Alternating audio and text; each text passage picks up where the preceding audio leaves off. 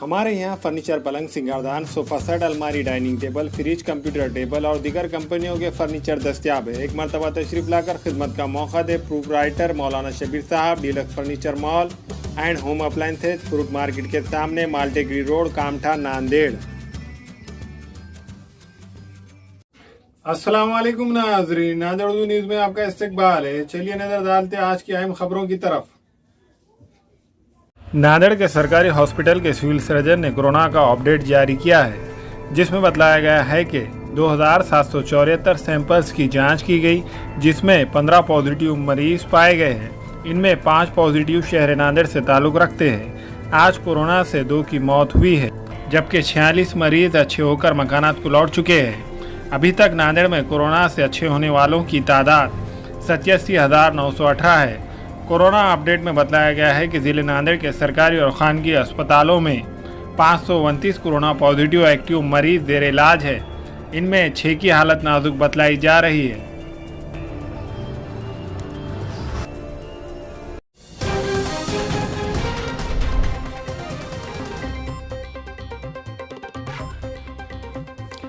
Bajaj finance company के नाम से phone करके mobile के जरिए आम लोगों को धोखा देकर रकम ऐंठने वाले 2 ठगबाजों को नांदेड़ पुलिस ने मुंबई से करीब कल्याण से गिरफ्तार किया है और वहां पर चलाए जा रहे बोकस फाइनेंस कंपनी के कॉल सेंटर का पर्दाफाश करके 27 mobile phone, laptop, SIM card और दीगर सामान जब्त किया है।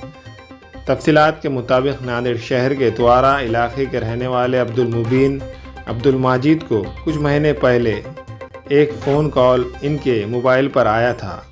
इस कॉल करने वाले ने खुद को बजाज फाइनेंस कंपनी का मुलाजिम बताकर कहा था कि आपके कारोबार को देखते हुए कंपनी ने 25 लाख रुपये खर्च आपके लिए मंजूर किया है। ये कहकर इस ठगबाज ने इनसे प्रोसेस फीस और इंश्योरेंस के नाम पर 50,000 रुपये एक बैंक खाते में जमा कराने को कहा। अब्दुल मुबीन ने कर्ज मंजूर होने की खुशी में बगैर कोई तस्दीक किए एक अकाउंट में 50,000 रुपये जमा कर दिए। इसके बाद मज़ीद इनसे रकम का मुतालबा किया जा रहा था, जिस पर इन्होंने कंपनी से रब्ता किया तो पता चला कि इन्हें कोई फ़ोन नहीं किया गया। कोई ठगबाज ने इनके साथ धोखाधड़ी की है। अब्दुल मुबीन की शिकायत पर इतवारा पुलिस स्टेशन में नामालूम ठगबाजों के खिलाफ पुलिस ने केस दर्ज करके तहक़ीक़ात का आगाज़ किया था। नांदेड़ की साइबर सेल इस केस की तहक़ीक़ात में मसरूफ़ हो गई थी। ज़िला एसपी प्रमोद शिवाड़े की हिदायत पर साइबर सेल की टीम और इतवारा पुलिस की टीम ने मोबाइल पर कॉल करने वालों का सुराग लगाकर इसका पता लगाया।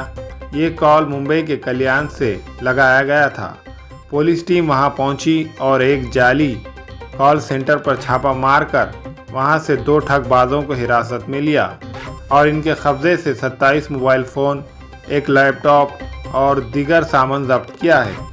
पुलिस ने शानदार कामयाबी हासिल करते हुए ठगबाजों का पर्दाफाश किया। नांदेड़ में इन ठगबाजों को अदालत में पेश करने पर जज ने 4 दिन की पुलिस कस्टडी का हुक्म दिया है।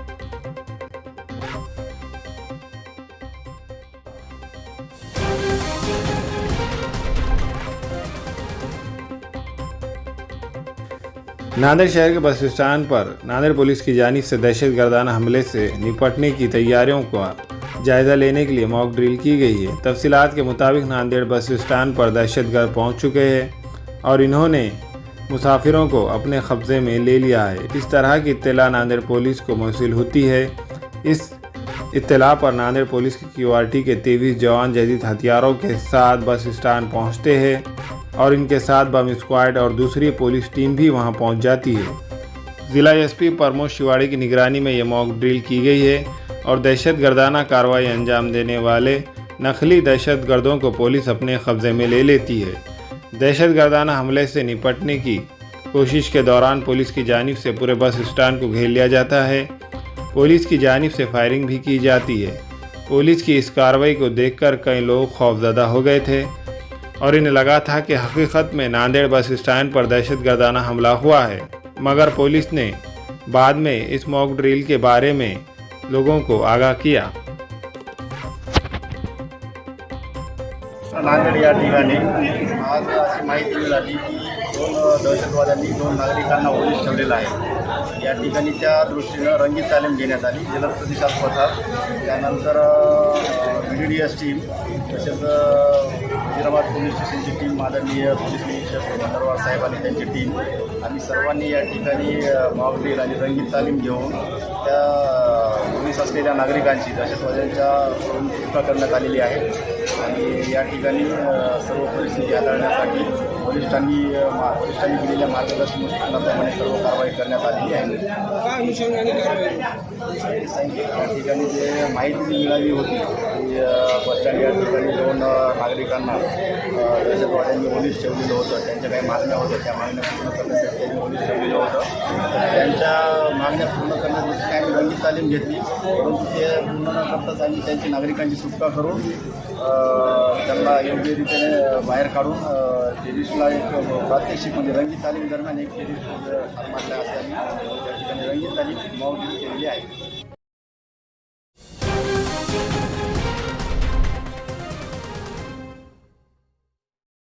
औरंगाबाद में शराब के अड्डों पर पुलिस के छापे, 6 मुलजिमीन समेत 7 शराबी गिरफ्तार, माल जब्त।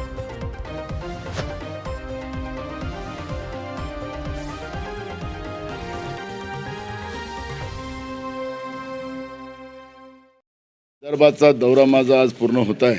अनेक तालुक्यात, अनेक विदर्भातल्या सगळ्या जिल्ह्यामध्ये मी जाऊन आज अमरावतीमध्ये मी आज आहो. मला लक्षात आलं की केंद्र सरकारच्या लसीकरण धोरण आणि त्याच्यानंतर जे दुसरी लाट कोरोनाची आली त्याच्यामध्येही सुद्धा ऑक्सिजन असेल, कोरोनासाठी जे काही इंजेक्शन लागत होते ते, हे सगळंच्या सगळं आपल्या ताब्यात घेऊन आणि त्याचं कंट्रोल करून मुद्दामून राज्याच्या लोकांना इंजेक्शन मिळाले नाही पाहिजेत यासाठी केलेला केंद्राचा प्रयत्न आणि त्याच्यामुळे मोठ्या प्रमाणात लोकांचे जीव गेले.